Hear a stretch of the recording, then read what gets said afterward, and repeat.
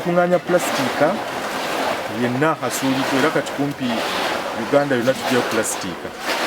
Etumugjayo wali wabeera agudde wabeera wawonye kubanga pulasitiika buli waagwa akenenuka obutwa.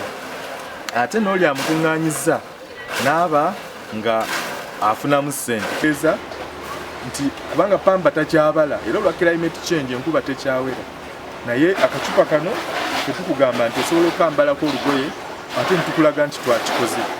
Pamba enkuba ne bw'eneba teweze kubanga wangi balima pamba birana wa irrigation scheme masomero abantu babasomesanga kibakuba nti pamba yetaaga enkuba nyingi etakyalabika.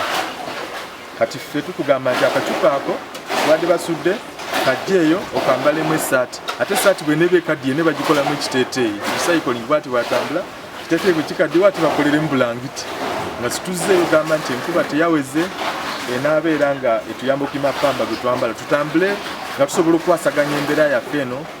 Bannabyabutonde bw'ensi kye bayita mitigation ku side emu tosobola okuwezaweezaako eri ewonoonese ate neno gusobola okukola adaptation n'obeera nakyo nga kizibuzibu naye ng'osobola okutukwasaganya obulamu ne busobola kusigala nga butambula.